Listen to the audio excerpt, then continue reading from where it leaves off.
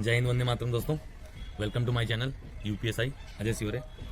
आज मैं ये बताने आया हूँ कि जैसा कि मैंने बोला था आपको फर्स्ट पार्ट में, आपको मैं यहाँ पर इमेज दिखा दूंगा कि यूपी जो लेखपाल की कट ऑफ जानी है, एक्चुअल में जानी कितनी है। जितना मेरा अनुभव रहा है 1-1.5 साल का, 2 साल हो गए मुझे पेपर देते हुए और कोर्ट केस देखते हुए, कट ऑफ के बारे में नए नए चैनलों का वीडियो देखते हुए। तो जो फेमस चैनल है, एक तो एग्जामपुर है और दूसरा रोजगार विद अंकित भाटी सर है। जैसा कि मैं बता रहा था, तो मैं आज बताऊंगा कि सबसे पहले यूपीएसआई जो अभी आई है, न्यू वैकेंसी 2021 की, उसमें इनकी कट ऑफ क्या थी। मैं आपको इनके द्वारा बोले गए वीडियो में भी दिखाऊंगा इन्होंने क्या बोला है, और एक्चुअल में कट ऑफ क्या रही है उसके बारे में भी दिखाऊंगा। अगर इनमें से कौन से चैनल सही है तभी तो हमको पता चलेगा ना कि किस पे भरोसा करने लायक है। और इसके बाद में मैं दिखाऊंगा कि लेखपाल पे इन्होंने क्या अपना एक्सपेक्टेड कट ऑफ दिया है और मेरे हिसाब से कितनी जाएगी, क्योंकि जैसा ट्रेंड रहा है 2-3 साल से हर एग्जाम में मिनिमम 75 to 80% तो कट ऑफ रही है मिनिमम किसी भी एग्जाम में। तो अभी आपको मैं दिखाता हूँ इन्होंने क्या बोला यूपीएसआई के बारे में और क्या निकला है और किस पे उम्मीद करें, जो लेखपाल पे ये बोल रहे हैं, और क्या निकलने की उम्मीद है। पिछली बार बोला था, हम उससे कतई भी भाग नहीं जा रहे। हम लोग अपनी पिछली वाली कट ऑफ पर ही रनिंग के लिए कायम है। रनिंग के लिए हमारा आंकड़ा था 105 से 108, तो हम लोग इसको 110 के आसपास मानेंगे। जो जनरल की लड़कों की है वो 110 के आसपास, ये बॉयज की, और गर्ल्स की को मान के चले बेटी 100 के आसपास। गर्ल्स की कम है, 100 से कम ये नंबर है। ये प्रश्नों की संख्या है दौड़ के लिए, प्रश्नों की संख्या। जो गर्ल्स की मेरिट है उसके आधार पर ही आप लोग 3-4 क्वेश्चन आगे पीछे मान लीजिए। ईडब्ल्यूएस 100 के 100-102 के करीब आप इसको ले सकते हो। 102 से 105 ये जो ईडब्ल्यूएस की, ऐसे इससे कम नहीं मतलब बनती। इसमें गर्ल्स को कर सकते हैं सर, मतलब वही ना 100 के आसपास, वो सही उतना वो नहीं है। जो ओबीसी की है, ओबीसी और ईडब्ल्यूएस में कोई खास वो मत मानना आप लोग, वैकेंसी इतनी ज्यादा नहीं है। एससी की बिलो 90 जा रही है, एसटी की बिलो 80, बस पास हो जाओ। ये सब लोग बस पास हो जाए, याद रखिएगा। आप लोगों को बस 80% सही हो जाए, क्योंकि 50% का तो क्राइटेरिया ही था, बस 80% सही हो जाए। और जो स्वतंत्रता सेनानी है वो भी, जो स्वतंत्रता सेनानी है वो भी, इसमें भी गर्ल्स जो है वो भी, ओबीसी की गर्ल्स भी 100 के आसपास, 100 से कम में भी चल जाएगा। फिर से सुन लीजिए मेरी बात। जनरल बॉयज 110 के आसपास, मेरा भी वही 105-108 का आंकड़ा है, लेकिन फिर भी खूब टाइट करके हम लोग 110 पे पहुंच रहे हैं। और जो गर्ल्स है, जनरल गर्ल्स, वो अपने 100 क्वेश्चनों के साथ दौड़ मारने की शुरू करें। ईडब्ल्यूएस 102 से 105, ओबीसी 102 से 105, बॉयज गर्ल्स दोनों का, इसमें कोई ज्यादा फर्क नहीं पड़ना।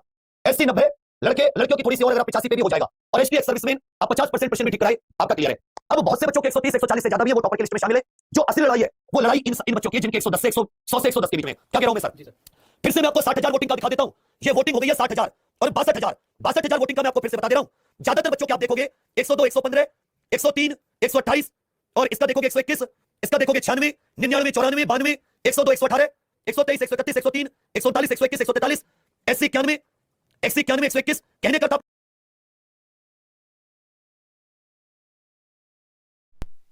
ने एग्जामपुर के विवेक सर का ऑडियो देखा, वीडियो देखा।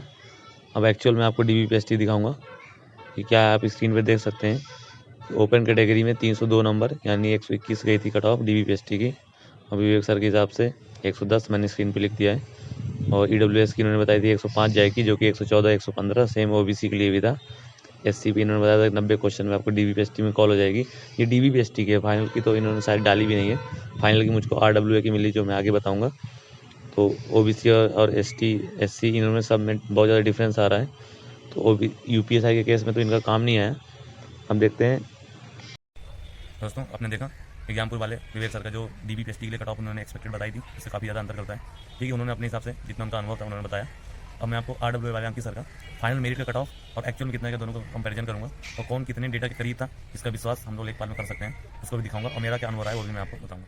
बच्चों, अब आती है कट ऑफ की बारी। डेटा मैं आपको दे चुका हूं कि भैया जो भी आपने डेटा भरे थे, पूरी लिस्ट आपके सामने मैंने बताई है कितने बच्चों ने दी, और ये है जो पूरा एनालिसिस के साथ कट ऑफ आती है। बच्चों, ये क्वेश्चंस हैं, ये क्वेश्चंस हैं, ये क्वेश्चंस हैं। ठीक है, बच्चों से मार्क्स फिल कराए थे पर हमने उसको कन्वर्ट किया है क्वेश्चंस में। यानी जनरल की कट ऑफ बच्चों जो फर्स्ट फेज की लग रही है 114 से 120 की लग रही है, 114 से 120 की लग रही है। और बच्चा 116 से 122 की सेकंड फेज में, और 116 से 123 की। ये इतना गैप, इतने क्वेश्चंस का गैप समझते हो सर? ये 15 मार्क्स का, 15 मार्क्स का गैप कर रहे हो आप। 15 मार्क्स का क्या इतना गैप करोगे? नहीं बच्चों, इसलिए है क्योंकि नॉर्मलाइजेशन में अभी आपके मार्क्स घटेंगे भी बढ़ेंगे भी, इसलिए ये गैप मैंने इतना रखा है।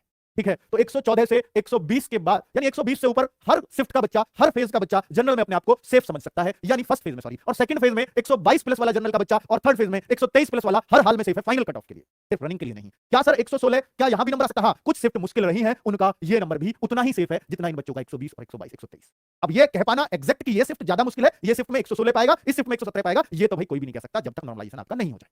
ठीक है, चलिए अगर मैं बात करता हूं बच्चों ओबीसी की, तो 112 क्वेश्चन से 117 क्वेश्चन के बीच जिस जिस बच्चे के मार्क्स हैं फर्स्ट फेज ये कहता है कि 112 से 117 के बीच जिसके मार्क्स हैं उसका सिलेक्शन होने वाला है, और 113 क्वेश्चन से 118 के बीच में जिस बच्चे के हैं उसका सिलेक्शन होने वाला है, और बच्चा 113 से 119 तक जिस बच्चे का है उसका सिलेक्शन होने वाला है। अब बात बच्चों ये अब आप खुद भी देख सकते हो, आपसे कोई कहे कि भैया सब गलत है सब सही है, बेटा कुछ भी कहो, मैं इस बारे में ज्यादा नहीं कहूंगा, मैं सिर्फ डेटा के आधार पर बात करने आया हूं, मैं इस आधार पर बात ही नहीं करने आया हूं कौन क्या कह रहा है।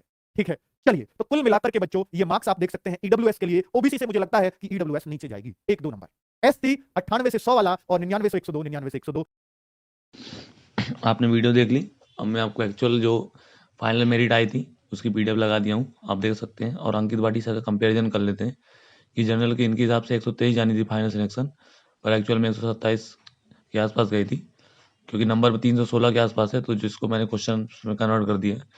और ईडब्ल्यूएस की इन्होंने बताई थी 116 क्वेश्चन के आसपास जाएगी फाइनल, क्योंकि इन्होंने 3 फेज में बताया कि अलग अलग फेज में अलग अलग मेरिट जाएगी, तो मैंने मैक्सिमम रेंज ले लिया, तो इससे ज़्यादा तो बताया नहीं है। और एक्चुअल में ईडब्ल्यूएस की 122-23 इसी तरह ओबीसी की भी गई थी, इनके हिसाब से 119 जानी थी।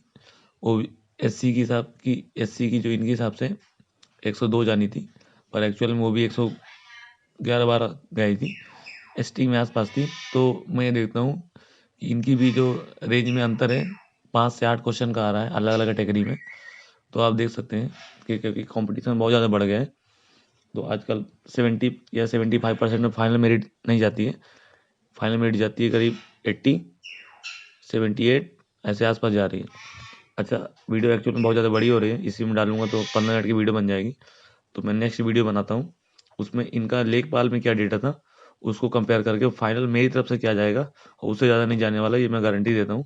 तो please watch part 3 and subscribe this channel for more information related to UPSI, how to study UP SSC, लेखपाल, PET and all. Please, thank you.